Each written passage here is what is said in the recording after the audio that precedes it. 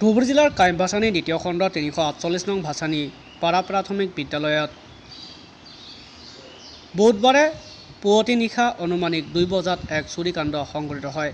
চোৰে বিদ্যালয়খনৰ টিনৰ বেৰ ভাঙি ভিতৰত সোমাই ছলাৰ ছেট, বেটাৰী আদি লৈ যায়। ইতিমধ্যে এই সন্দৰ্ভত শিক্ষাখণ্ডৰ বিষয়াক জনোৱাৰ লগতে ধুবুৰী AM কৰ্ট বজাৰ নগৰ আৰক্ষী চকীত এখন এজাহাত দাখিল কৰিছে উক্ত বিদ্যালয়ৰ শিক্ষকগৰাকীয়ে।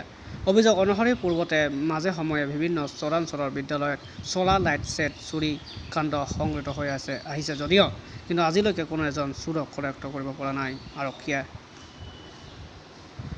ধরেন রাইতে যে সোলারটা নিছে আমরা ঘরে ঘরে আসছিলাম যার যার ঘরে, সকালে এসে দেখি টিন ফাঁকা করে জিনিসগুলো বাড়ি করে নিয়ে গেছে।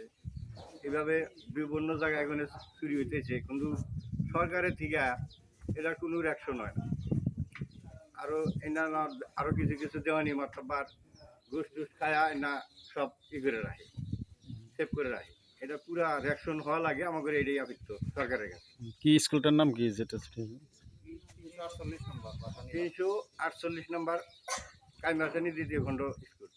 ঘটনাটা কেতিয়া হৈছে? কাইমাসানিতে হয়েছে কেতিয়া ৰাতি নেকি? রাতি 2টামান বাজার। কি কি কি কি লৈছে চোৰে? প্লেট 2টা নিছে, ব্যাটারি একটা নিছে, ইনভার্টার একটা নিছে।